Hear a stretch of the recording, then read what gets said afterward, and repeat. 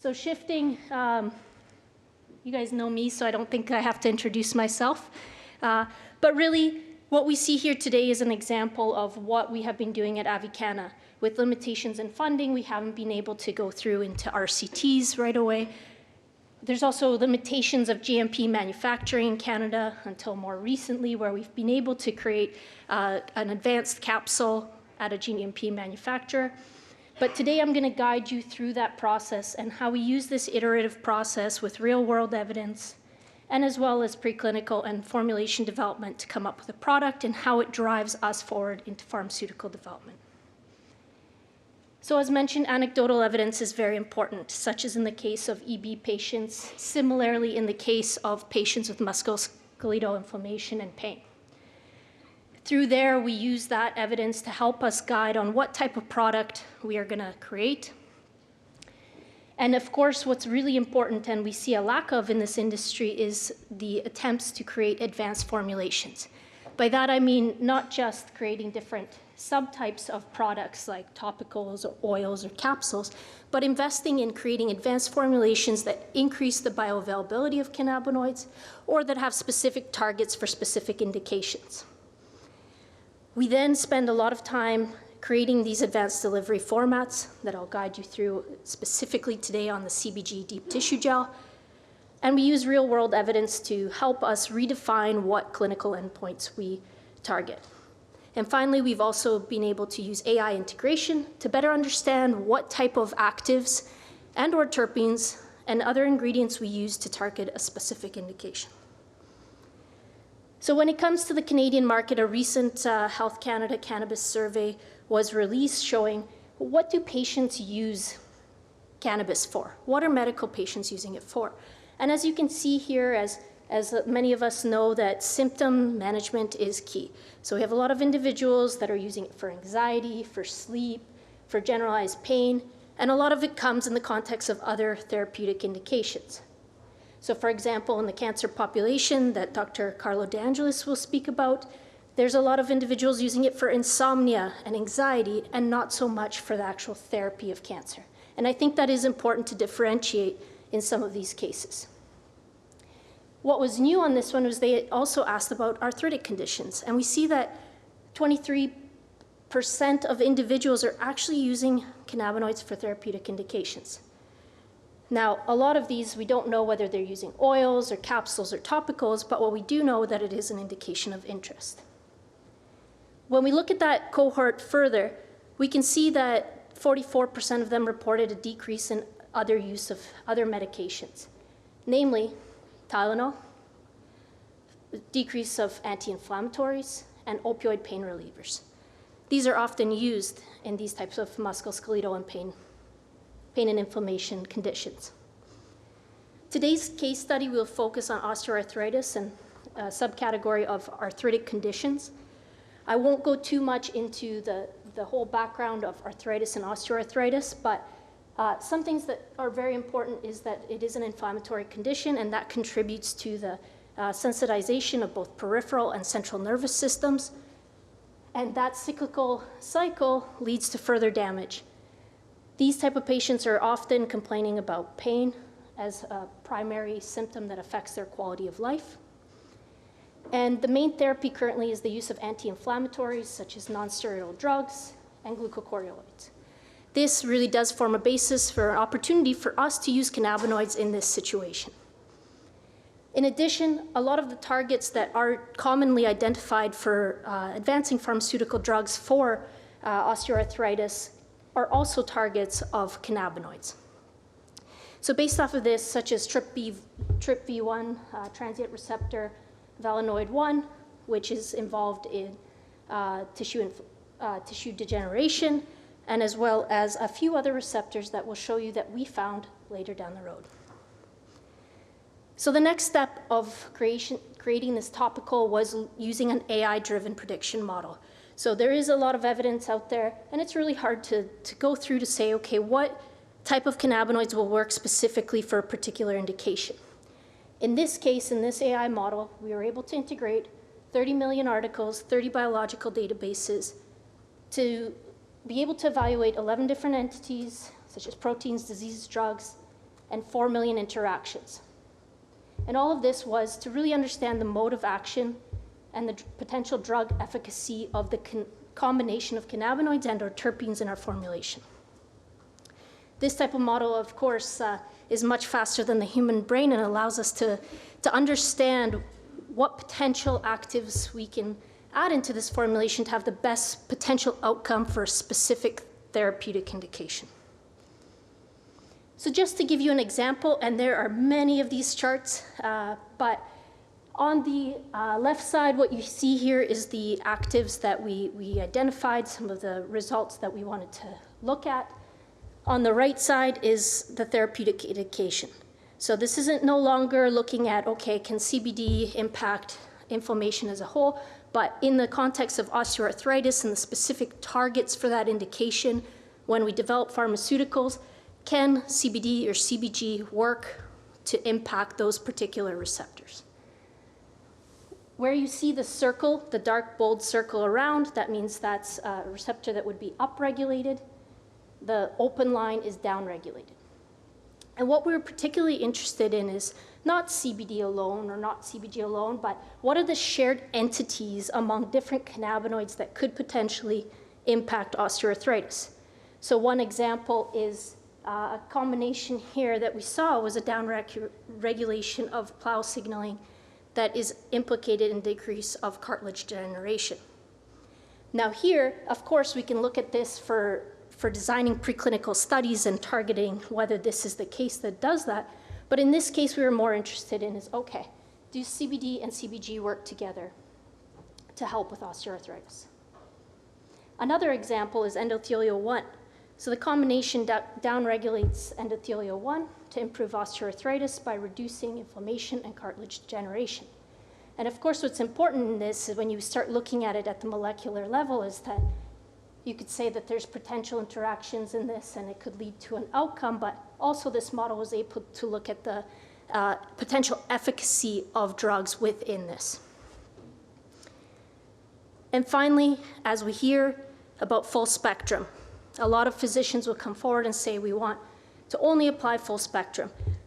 Now, the problem with full spectrum products is that you have many different types of actives in there. So as you can see, these are all examples of terpenes, and yes, it's hard to see because there's so many of them, but really we have them categorized as 3 groups. So in the context of osteoarthritis, there are terpenes in the red that actually would not be recommended for osteoarthritis.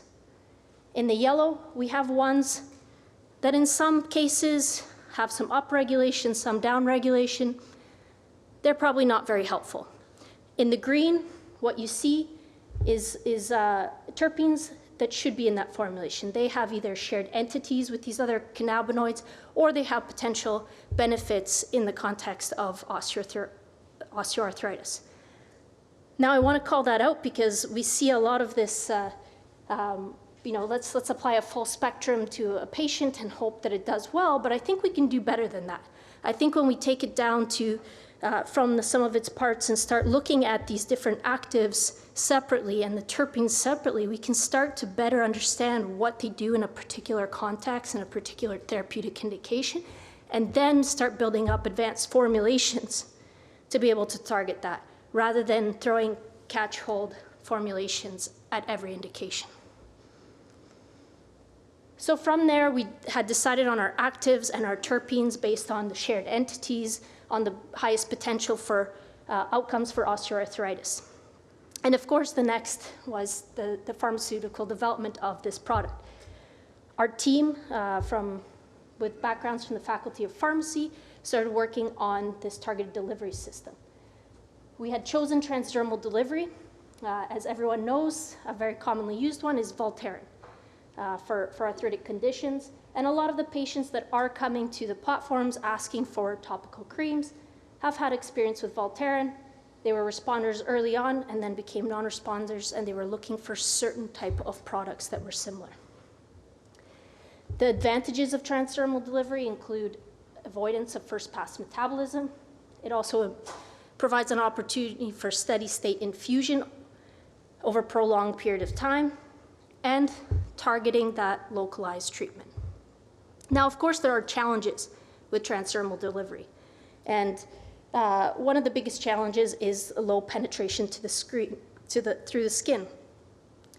Cannabinoids are quite large molecules, so you have to surround them with other ingredients to help them pass through the skin layers. And as well as what's critical in this is we can't just add any ingredients. What we've seen through our studies is that certain types of ingredients lead to degradation of cannabinoids, whether they increase the pH too much or decrease the pH too much, or they have some kind of interaction negatively with those cannabinoids to degrade them. Unfortunately, in current situation, what we see in Canada is a lot of topicals are being built with just buying a base formula and adding cannabinoids in. We don't know what those potential interactions are or whether they degrade those cannabinoids. But what we do know is that this bottom-up approach that we've been doing is we ensure that we have product stability first and foremost so that patients are getting what they're expecting, a consistent cannabinoid concentration over time. In terms of the diffusion through the skin layer, we have particular ingredients in there to help increase the gap junctions of the skin and help diffuse through the different skin layers. How we tested that was using a Franz cell analysis. So what you see here on the left is Strat M membrane. This is a commonly used membrane in dermatological conditions that they look to evaluate what the diffusion of an active through that membrane would be. It is similarly structured to human skin, where it has the different layers and different structures within. As you can see, for us, and I really wish I had a pointer on the right side, is over time we see that slow, steady state diffusion through the different skin layers. We don't see this massive peak, but we do see a slow diffusion. And what's particularly important in the context of designing preclinical studies is the application of this topical and making sure that we leave it on so that cannabinoids can slowly diffuse through the skin. Similarly to EB, where Dr. Arigata mentioned that we saw responders in those patients that were taking it several times a day versus non-responders, we do have to have that steady state infusion so those cannabinoids do go through the skin layers. Now next, once we had developed our candidate, we shifted to commercialization of the product. And of course, what's particularly exciting for us is what you see on the top is the patients that have made repeat purchases. So nearly 40% of patients make repeat purchases. And not only that, is that as they continue to use the gel, they make larger purchases. So we see patients now purchasing 3, 4 bottles, 5, 6, and all the way up as they continue to place the number of orders because they're comfortable with the products they use and they want to ensure that they can use that product consistently. Just to point out here, on the left side is the age distribution. I've separated it out by the general population and veterans. So as some of you may know, in Canada, veterans are covered by insurance coverage, and many of them have large gram allotments, so they are able to make larger purchases. So I wanted to pull that out, not to skew the data. You can also see that there's a difference in distribution in the type of sex. So on the veterans, it's predominantly male, and on the general population, we see females. We also see in the general population a shift to the older population. And based off this, because of our commercialization with medical cannabis, we were able to run a prospective real-world evidence study with Santé Cannabis on this gel. We aim to enroll around 100 patients and with a follow-up period of 1 month after baseline.